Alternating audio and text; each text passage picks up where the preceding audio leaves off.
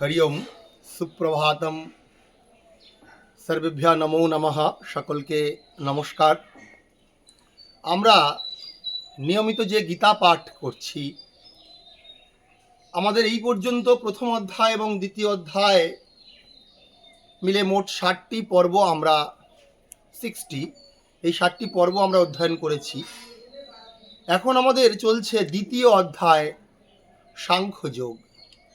আমরা গতদিন এই সাংখ্যযোগের 66 অর্থাৎ 66 নম্বর শ্লোক পর্যন্ত আলোচনা করেছি। আজকে আমরা পড়ব হচ্ছে 67 নম্বর শ্লোক। সেখানে শ্রীকৃষ্ণ অর্জুনের সখা, অর্জুনের বন্ধু শ্রীকৃষ্ণ অর্জুনকে তার যে জীবনের দুঃখ হতাশা সেখান থেকে বেরিয়ে আসার জন্য এবং যে উদ্দেশ্য নিয়ে সে আজকে এই কুরুক্ষেত্রের রণাঙ্গনে এসেছে, সেই উদ্দেশ্যকে স্মরণ করিয়ে দেওয়ার জন্য আবার একটি উপদেশ দিচ্ছেন নাকি। তিনি বলছেন 67 নম্বর শ্লোক, দ্বিতীয় অধ্যায় সাংখ্যযোগ। ইন্দ্রিয়াণাম হি চরতাম যন্মনোনুবিধীয়তে, ইন্দ্রিয়াণাম হি চরতাম যন্মনোনুবিধীয়তে, তদস্যা হরতি প্রজ্ঞাম, তদস্যা হরতি প্রজ্ঞাম, তদস্যা হরতি প্রজ্ঞাম বায়োর্নাবম ইভাম্বসি। এর অর্থটা কি? একটা রেফারেন্স এখানে শ্রীকৃষ্ণ অর্জুনকে দিচ্ছে নাকি, যে একটা উপমা, কম্পারিজন।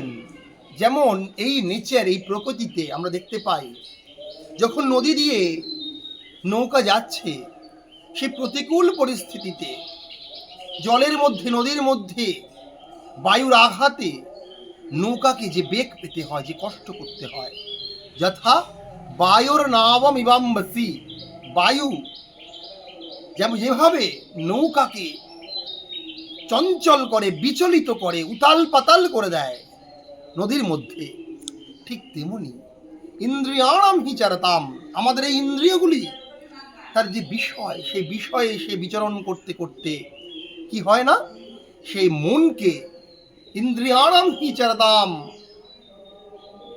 ইন্দ্রিয়াণাম হি চরতাম, ইন্দ্রিয়গুলো বিচরণ করতে করতে যেন মনৌন বিধিয়াতে, মনও যেন সেই নৌকার মতো একই রকম পরিস্থিতি হয়। মন তার যে স্বভাব ধর্ম, চঞ্চলম হি মনকৃষ্ণ, মনের যে প্রকৃত ধর্ম হচ্ছে চঞ্চলতা, যেটা অর্জুন শ্রীকৃষ্ণকে আগেই বলেছেন। সেই মন আবার সতত তার চঞ্চলতা প্রাপ্ত হয়, এতটাই চঞ্চল হয়ে পড়ে যে তার প্রজ্ঞা, তদস্যা হরতি প্রজ্ঞাম, সেই চঞ্চল মন, তার যে বুদ্ধি, তার যে স্থিত প্রজ্ঞা, সেই প্রজ্ঞা বুদ্ধিকে কিন্তু সে নাশ করে, হরতি, সে হরণ করে নেয়, সে গ্রহণ করে নেয়, সেই প্রজ্ঞাকে সে বিনাশ করে দেয়, প্রকৃত বুদ্ধিকে বিনাশ করে দেয়। আর বুদ্ধি না থাকলে তো কখনো জীবনে সুখ বা শান্তি পাওয়া যায় না, যেটাই কিনা শ্রীকৃষ্ণ অর্জুনকে ঠিক তার আগের শ্লোক 66 নম্বর শ্লোকে তিনি বলেছেন। কি বলেছেন? যে নাস্তি বুদ্ধিরয়ুক্তস্য ন চায়ুক্তস্য ভাবনা, ন চাভাবয়ত শান্তির অশান্তস্য কুতঃ সুখম। নাস্তি বুদ্ধিরয়ুক্তস্য, যে ব্যক্তি তার ভাবনাকে, তার যে জীবনের প্রকৃত উদ্দেশ্য, তা ঈশ্বর লাভ হোক বা স্বরূপ উপলব্ধি হোক, নিজের আত্মাকে জানা, যে ব্যক্তি সে তার নিজের আত্ম উপলব্ধি করতে চান না, ঈশ্বরকে জানতে চান না, সেই ব্যক্তির কিন্তু বুদ্ধি কখনো হয় না। আর বুদ্ধি না থাকলে কিন্তু সেই ব্যক্তির ঈশ্বর ভাবনা, তার যে স্থিত প্রজ্ঞা, সেই প্রজ্ঞাও কিন্তু লাভ হয় না, যেটা এখানে বলা হলো। মন যদি চঞ্চল হয়, তখন সে তার প্রজ্ঞা, তার জ্ঞান, তার বুদ্ধি হবে কি করে?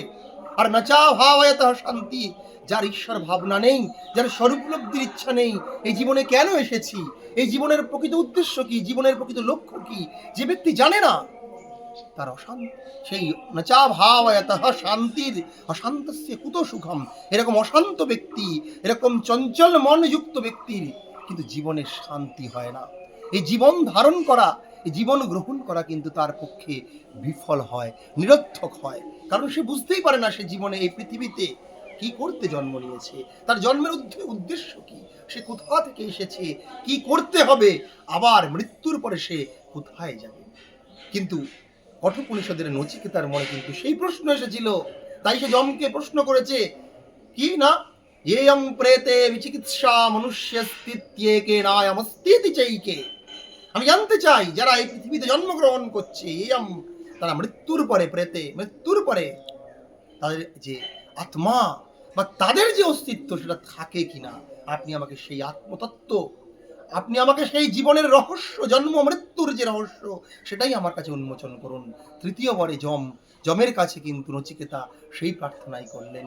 তিনি কিন্তু পার্থিব প্রার্থনা আর করেননি যে তিনি চান শুধু সুখ দুঃখ, তিনি চান এই সাংসারিক গাড়ি বাড়ি ঐশ্বর্য ভোগ লালসা ইত্যাদি কিন্তু তিনি চাননি। তিনি জীবনের প্রকৃত উদ্দেশ্য তাৎপর্য কি সেটাই চেয়েছিলেন। আর এটা কখন সম্ভব হয়, যখন মানুষের প্রজ্ঞা, মানুষের বুদ্ধি কিন্তু স্থির থাকে, যখন মানুষ স্থিরভাবে চিন্তা করতে পারে। তাই আজকের এই ৬৭ নম্বর শ্লোকে ভগবান শ্রীকৃষ্ণ বা অর্জুনের বন্ধু শ্রীকৃষ্ণ অর্জুনকে উপদেশ দিলেন, তুমি তোমার মনকে আগে স্থির করো।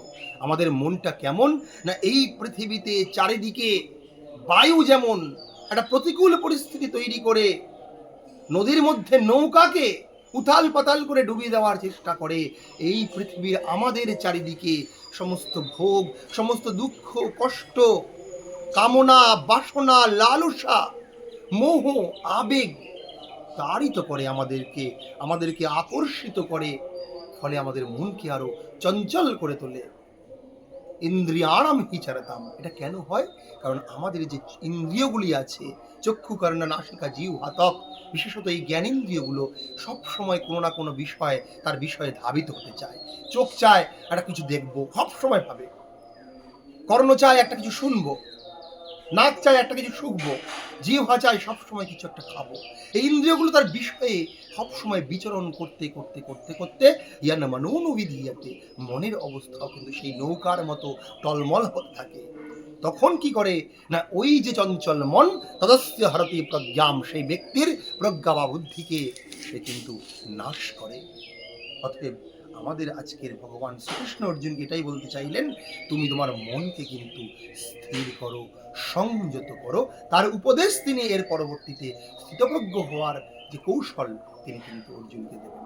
আজকে আমরা এটাই শিখলাম শ্রীমদ্ ভগবদ গীতার ২য় অধ্যায় সাংখ্যযোগের ৬৭ নম্বর শ্লোকে।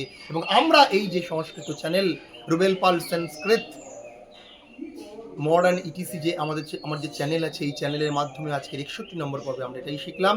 সকলে অবশ্যই এই চ্যানেলটি লক্ষ্য করুন, চ্যানেলটি দেখুন, সাবস্ক্রাইব করুন এবং সকলের মধ্যে ছড়িয়ে দিন, যাতে গীতা জ্ঞান, গীতার যে সরলার্থ আমরা আরো স্পষ্টভাবে বুঝতে পারি। শ্লোকটি আরেকবার আমরা পাঠ করব। কীভাবে পাঠ করব? আমরা সবসময় নিরন্তর ধ্যানের মতো, যে আমরা যদি আমাদের মনকে স্থির না করি তাহলে আমাদের অবস্থা কিন্তু সেই নদীতে ডুবন্ত নৌকার মতো হবে। কি বলছেন? ইন্দ্রিয়াণাম হি চরতাম ইয়ন মনোনুবিধীয়তে তদস্য হরতি প্রজ্ঞাম বায়ুর্নাবম ইভম বসি। সকলকে অনেক অনেক নমস্কার। ভালো থাকুন, সুস্থ থাকুন।